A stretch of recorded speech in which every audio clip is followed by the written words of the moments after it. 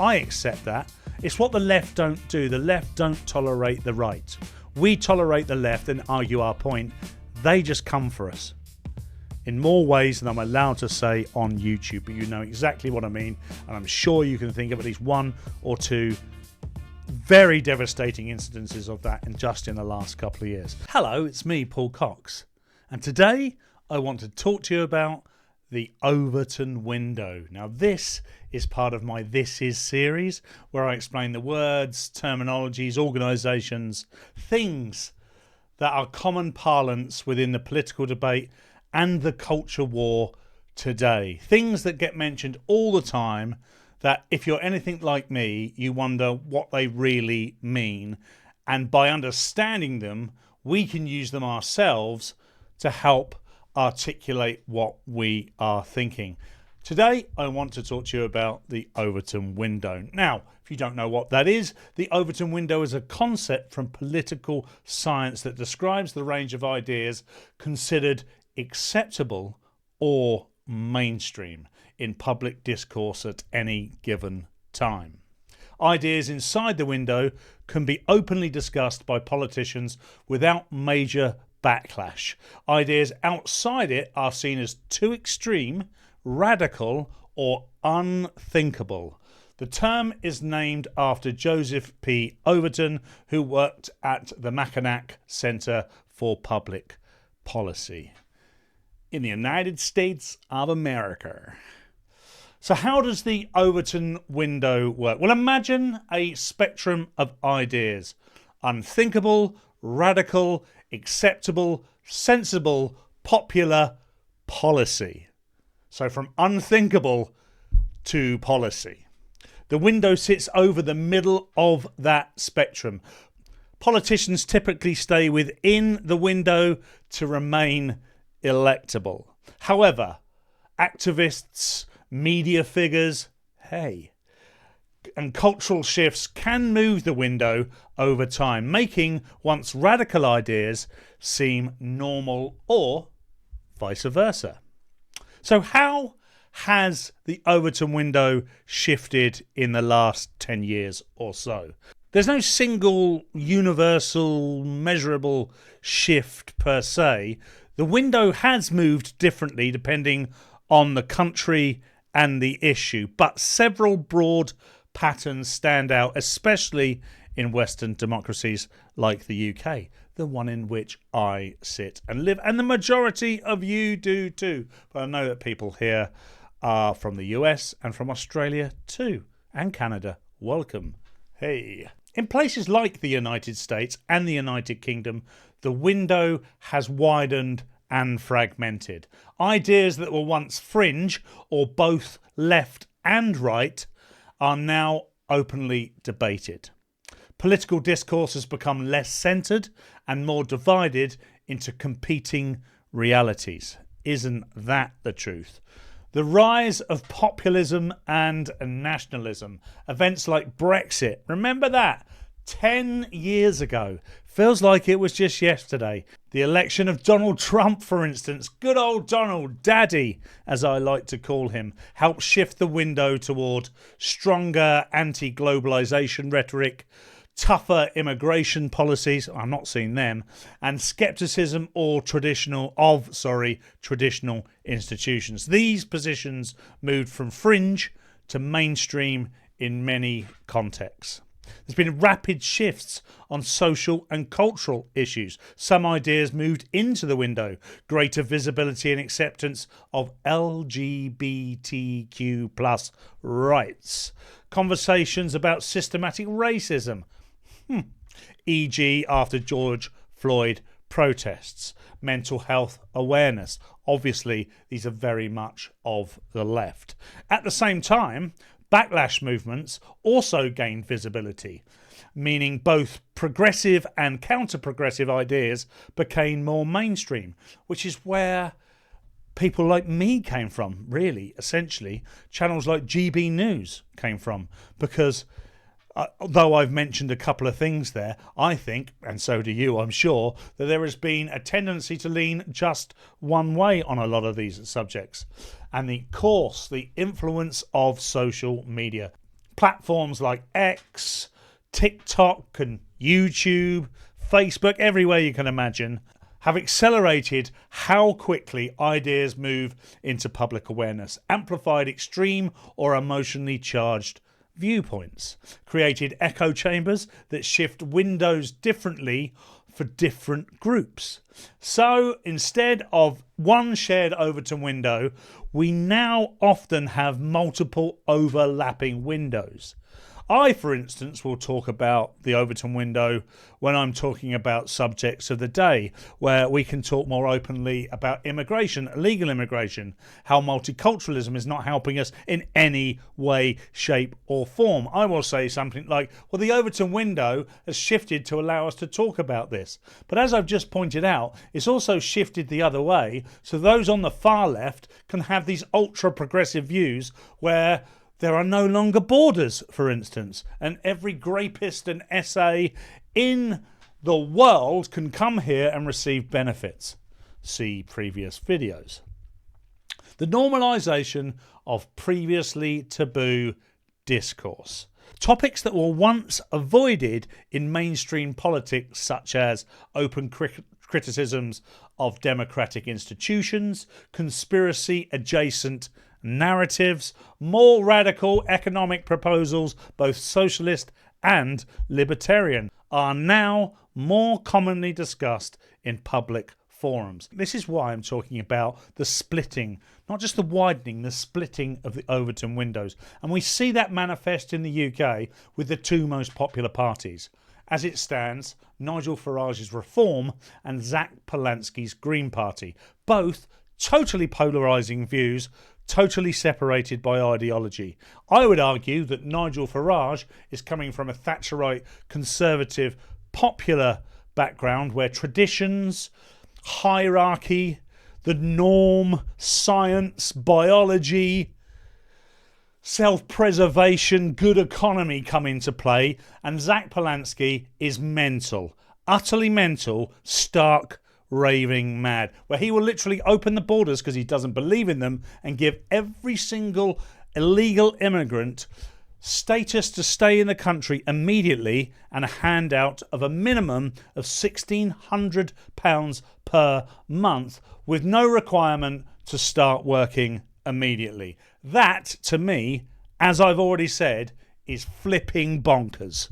So there's a key takeaway at this point, and I'm sorry that this has been kind of a formal view of what the Overton window is. Obviously, I'm going to go into what my opinion is shortly, but I think it's important that we understand the window from its whole perspective. If I just gave you my version of the Overton window, it would not be the Overton window. The Overton window, as I said, is the space in which we can discuss things, and they are seen acceptable and more mainstream without major backlash. So the key takeaways here is that the Overton window simply hasn't shifted left or right.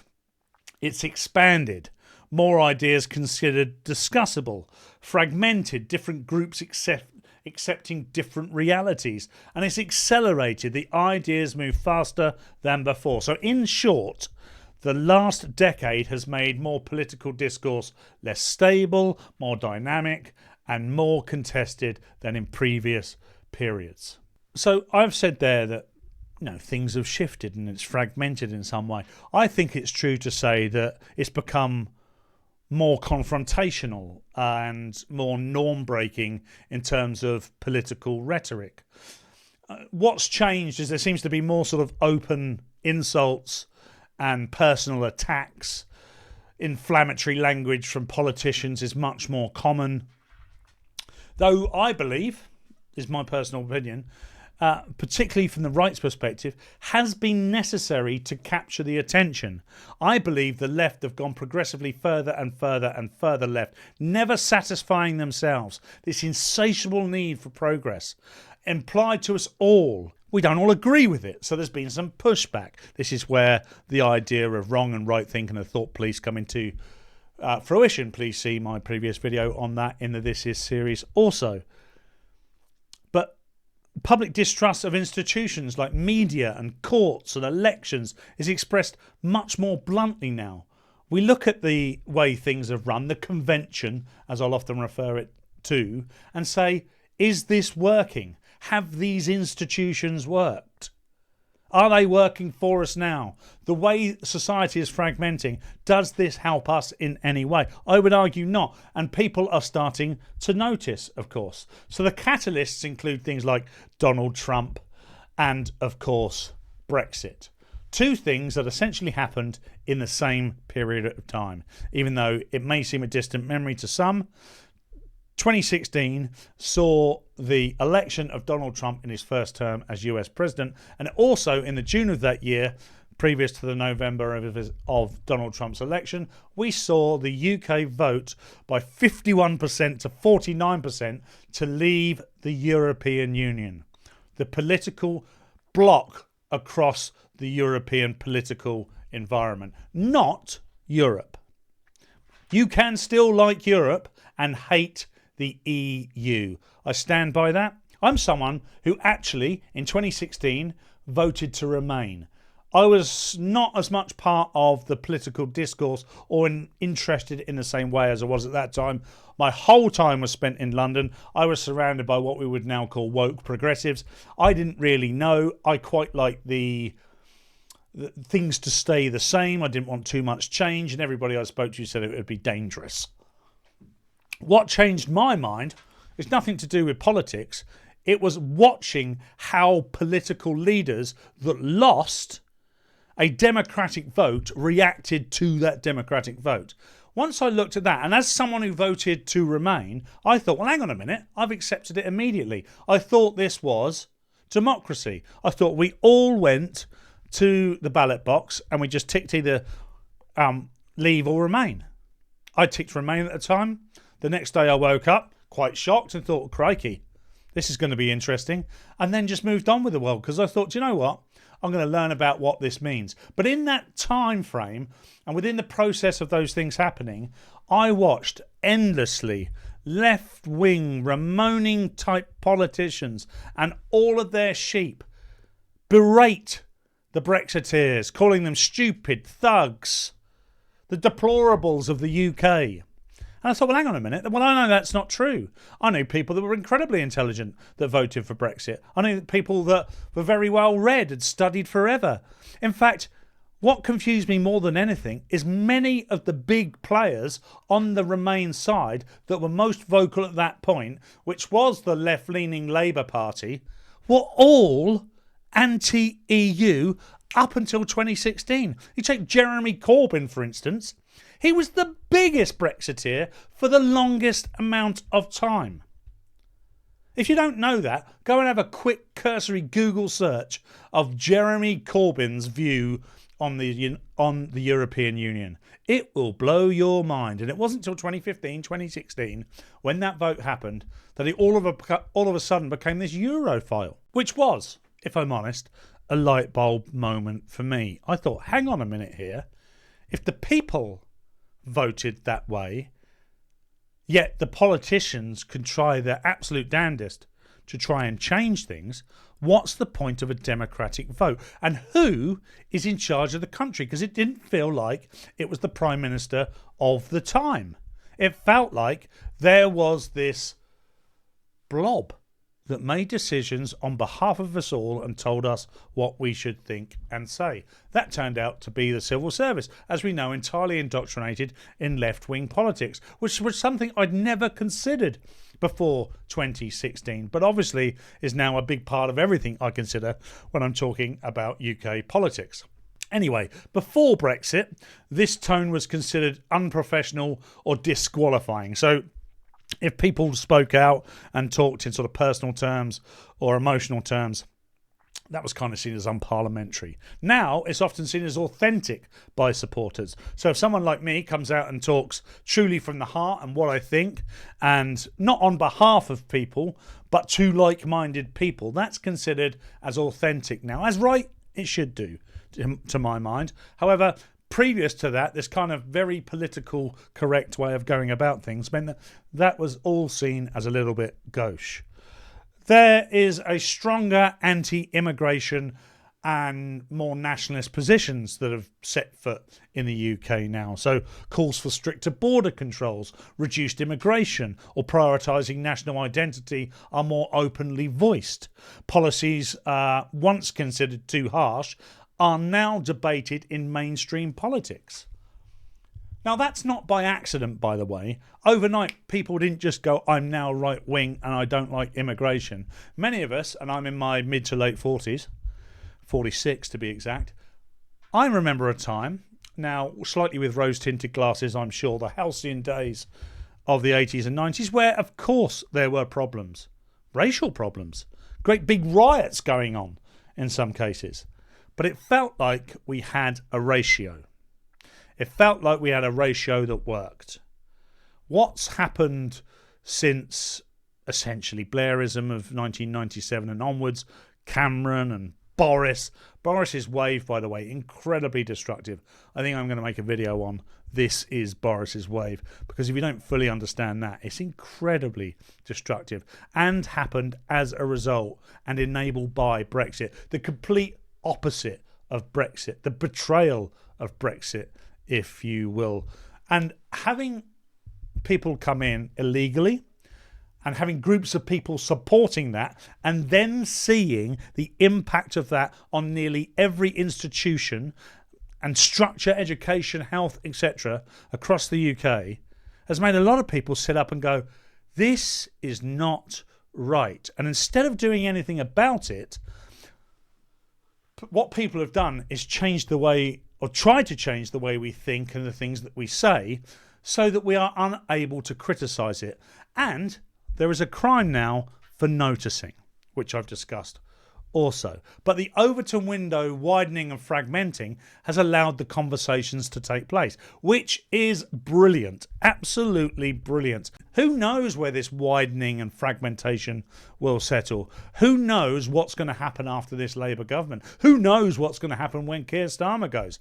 After this Labour government, we might get a populist right government. Fingers crossed. Or we might get a coalition of the crazies and get Zach Polanski, Ed Davey, Keir Starmer or some other idiots from the left all coming together to tell us what to think and do for the next 4 or 5 years. I dread to think what that looks like. See my video on green policy just to have a small insight on what that really could mean for us all. Before the Overton window shifted and widened, often people with the type of views I've got would be labelled as fringe or far right. Now, it's true to say they still do. It just has less weight in some circumstances. Now, all institutions, the civil service, major corporations, they're all co-opted. They have all bought up to wokery, and as a result, the chances are every single person watching this, if they work for somebody else, or even if they work for themselves and have customers from society, which is, almost certainly to be the case, they are going to be beholden to a certain view, and if they express otherwise, they're likely to be in trouble. I feel quite privileged that I'm no longer in that position. I work for myself entirely, and everything I do is about speech, talking nonsense. I would say not everybody would agree with me. Some people say that I talk great sense. And to those people, I would say thank you very much. I really do appreciate it. I don't like to talk myself down. But look, what I do is a passion of mine, but not necessarily something that is, looking after the elderly, looking after children, a nursery. These are great jobs. I don't do that. I talk for a living. In fact, I did it long before I got paid to do it. I just happen to get paid to do it now. So we've got this sort of stronger anti-immigration and sort of more moving towards sort of nationalist positions. And now this is more present across mainstream parties. And this is happening in many countries. All the things today that I talk about and get called far right for are being adopted by left-wing countries, left-wing politicians in other countries. You look at mass deportations, for instance. Remember when Angela Merkel invited everybody into Germany and said, come on in, you're all welcome. Well, let me tell you what's happening in Germany now. They are deporting all Syrians. See you later. The Geneva Convention said you can come if there's a war, but you've got to go home if there's not. Not many people realise that. They think the Geneva Convention just works one way. It doesn't. It works both ways. And now, because they're realising how detrimental it is to the fabric of their society, they're enacting the return policy of the Geneva Convention and saying, see you later, you can go home. There isn't a war in Syria anymore. However, if you went back 2 years, just 2 years, and said that should happen, you could have actually been arrested, particularly in the UK. You could have been put in jail. That is true. That is how mad things have gotten. There's a greater openness, unfortunately. No, not unfortunately. Look, I believe in all views. There is a greater openness around identity and social justice. So discussions around systematic racism, as he says, with rolling eyes, and the gender identity and the privilege of widely accepted media and education and workplaces. These things have all been co-opted, I think, by the ultra-progressive woke views of the blob establishment. Now, the reason I say there's greater openness is because actually we would have been quite squeamish about talking about that maybe as far back as 15, 20 years ago. Whereas now, the whole country's run by this ideology. Literally, our Attorney General and our Prime Minister are human rights lawyers. And they are interpreting human rights laws in ways that they have not been interpreted ever before. The ECHR, the human rights of the European Union, have been around a very long time. But you probably didn't hear about it until the last 5 to 10 years, because the Keir Starmers of this world have interpreted that in a different way. You can go to other countries across Europe. Lithuania, for instance. Great border control, because they border Belarus, who are friends with Russia, and Russia invaded Lithuania, like Ukraine, many times previously. They were genuinely oppressed, and they know there is a hybrid war being fought, and it's being fought in a way that includes driving in illegal immigration to tear apart the fabric of societies and break people's will and distract them. It's very, very clever. Very clever indeed.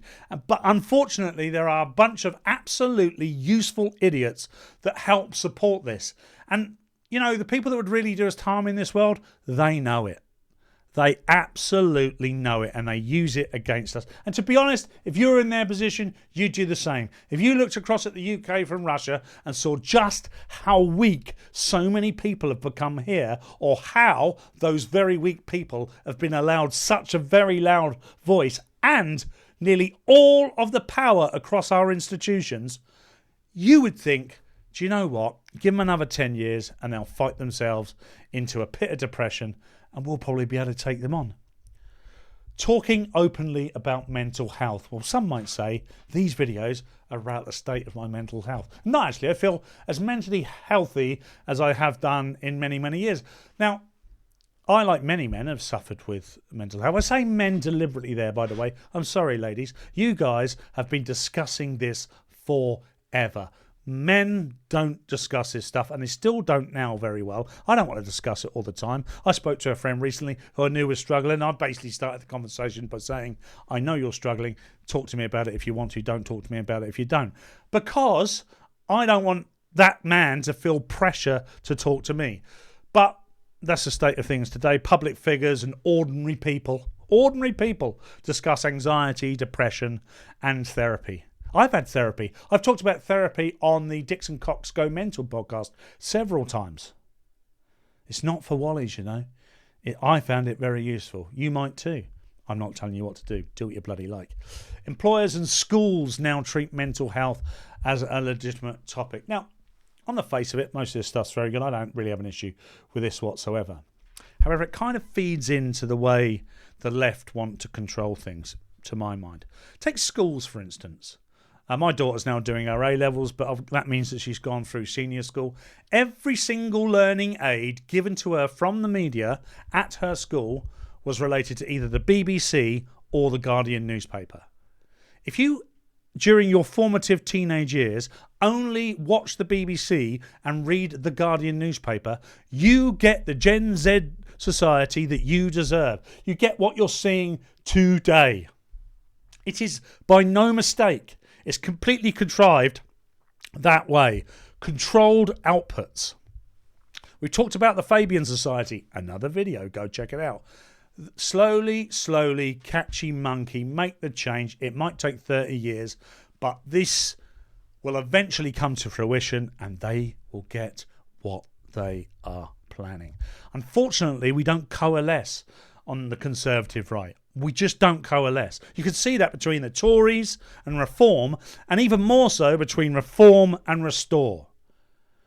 The left will come together in the next general election. The Lib Dems, the Green Party, the Labour Party will come together to stop the right getting anywhere near power. The right just aren't able to do that in the same way. Now, they might have to change, but it might take that coalition of the crazies for it to change. Of course, online. Online. I'm online now. I'm talking to you who is also online. And it has enabled views like mine on platforms like YouTube to share views with like-minded people. That simply wasn't there previously. So what would have been considered a conspiracy theory, and we all know the difference between conspiracy theory and fact is usually about 6 weeks, that wouldn't have taken hold in 1992. It's very difficult to do so. What's amazing about the 90s and the late 80s is they organised raves. Thousands of people getting to one place without Google Maps or any social media. Mind-boggling. Brilliant stuff. But we don't have that anymore. But what we do have is social media and an idea. You can say any old wacky nonsense that you like and it can just explode and go off on one. Of course, that wasn't there before. And that's contributing to the widening and the fragmenting of the Overton window. So the bottom line here is there is more extremes in politics, both left and right. People are taking stronger positions. They want to be heard more. There are so many voices out there. And I know that with the irony of me being one of those voices right now. More personal topics. So people talk about themselves so much more. Me this, me that. This is how this makes me feel. My truth. There's only one truth. I'm so sorry. And it's not mine and it's not yours. It's just the truth. A wider range of viewpoints overall, which is why we've got this widening and why we've got this fragmentation. Look, I'm pleased that the Overton window has widened. I'm pleased that it's shifted away from where it was because we do get to talk about things anymore. But it does mean that we have to accommodate other views also. It doesn't mean it's all going in our favour. And my message to anybody watching this is to accept that. I accept that. It's what the left don't do. The left don't tolerate the right. We tolerate the left and argue our point.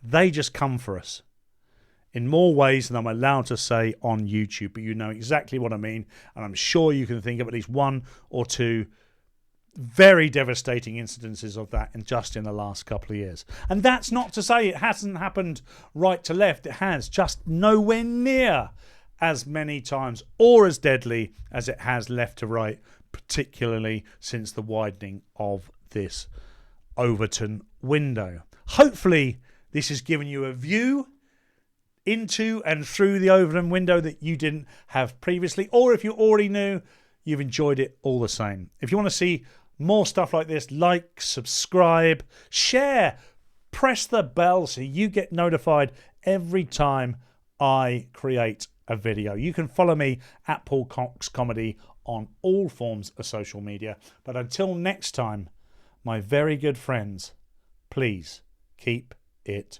real.